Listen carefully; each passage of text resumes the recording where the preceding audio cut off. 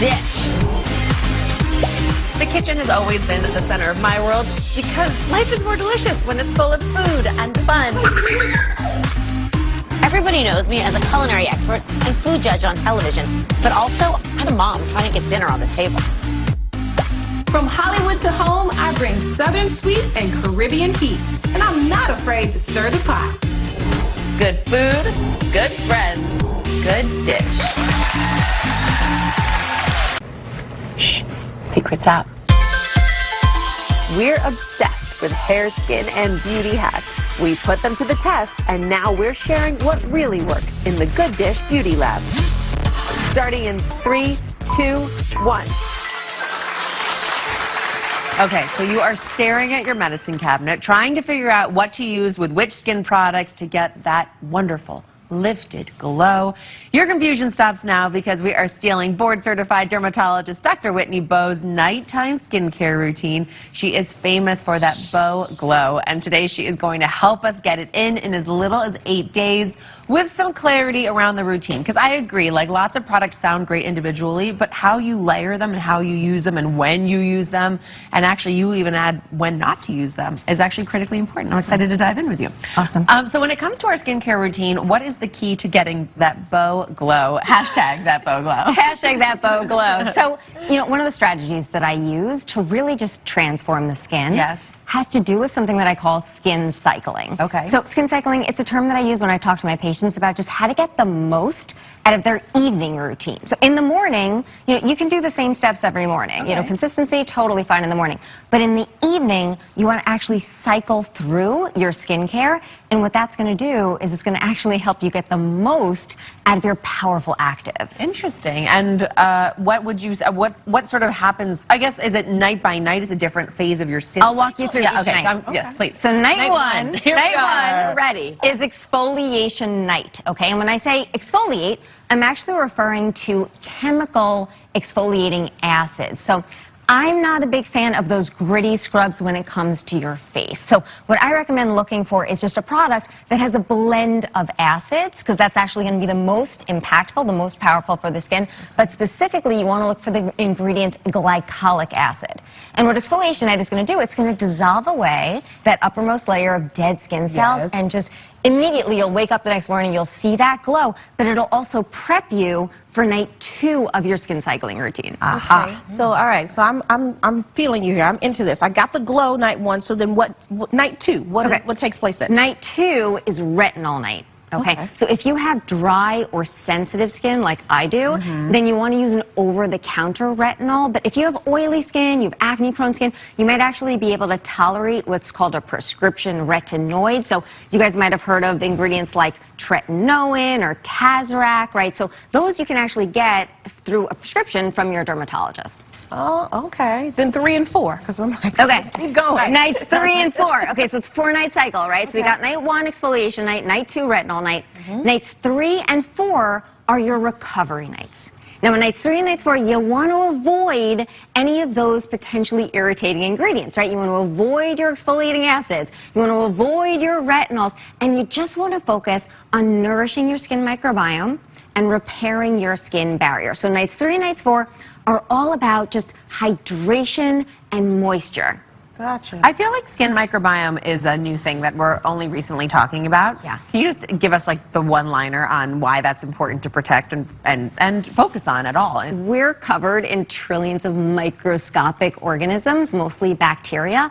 And what we're learning actually just recently through something called the Human Microbiome Project is that we actually need those bugs, and we need them to be in a delicate balance in order to have beautiful, radiant skin. Those bacteria on our skin microbiome, actually can stimulate our own production of things like ceramides, and it can help with our collagen production. So we don't want to scrub our faces the way you would scrub a kitchen counter, you guys, after you're cooking a chicken. We don't want to do that on your face because we actually need to nourish those good bugs, those what I call tiny warriors. They're so helpful. Look at them contributing to the youth cause. I love that. Thanks, bugs. I mean, you're speaking our language. We get it now that you've included the roast chicken. So, so why are those recovery nights specifically so critical to this cycle? So recovery nights are key because so many people just think like more is better. right? So if they're using like an acid, oh yeah, I'll use it morning and night. Or when you start using a retinoid or a retinol, you get really excited. People start to use it every single night. But unfortunately, what that does is that it damages the skin barrier. So what happens is that it actually sets you up for this low-grade level of inflammation. It triggers oxidative stress and free radicals. It can actually accelerate the aging process and lead to dark spots and uneven pigment in the skin. It does more harm than good. Right. So those recovery nights are so important. Right, That's key. irritants. Yeah, exactly. Interesting. Okay, good. So what we want to know is, how do you know if skin cycling is working? Like, Right. if I start using it, what are the keys to look for, and when am I going to obviously see results? That's what everybody wants to know. Yeah, of course. Results. It's all about when am I going to see the difference. So after about 8 nights or 2 cycles, you'll start to see that the skin has more of a glow, just more of a radiance to it. Your skin will look and feel more hydrated. If you take the back of your hand, you go like this, the skin will just feel more soft to the touch. But if you stick with skin cycling for 2 months, that's when you start to see the results that I get excited about. You start to see an improvement in fine lines and wrinkles. The skin starts to look more firm. It helps brighten up the dark spots, more even tone. So it's really about sticking with it. But you'll start to see something. You'll kind of get a sense that it's working after just 8 nights. I have to ask you one question before we go to break about retinols, because I do think they're a hot button topic right now. People don't really know how to use them. Like I, for instance, because of hyaluronic acid, thought I was supposed to put moisture on and then my retinol. And now someone tells me you have to have dry skin to put retinol on. There's like a hygiene around retinol. What are This is like half of my TikTok experience at night is answering questions about when to put on hyaluronic acid. Yes. Okay, so hyaluronic acid is a little tricky.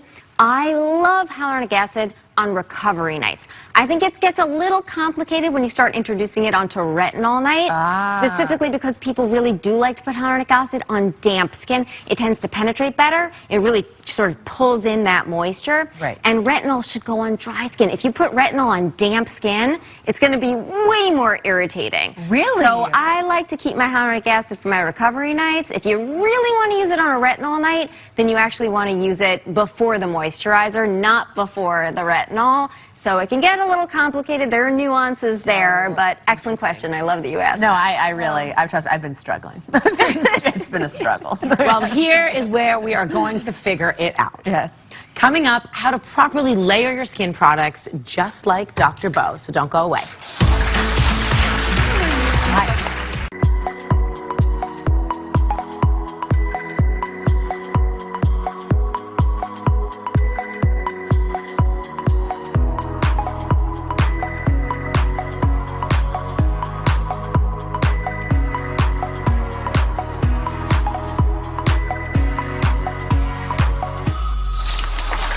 That's dermatologist Dr. Whitney Bowe getting her nightly Bowe Glow on. And today we're going to help you do the same thing. Now, she just walked us through her 4-night skin cycling process. So if you don't recall, it's exfoliation, retinol, 2 nights of recovery, then repeat. So now let's talk about product layering. So Dr. Bowe, why is correctly layering, it's so important when applying skincare products? Right, so order matters, right? Okay. Because certain ingredients, you want them to dive deeper, but other ingredients actually work better if they stay towards the surface of the skin. So exfoliation night, step 1, cleanse. Okay. Pat dry.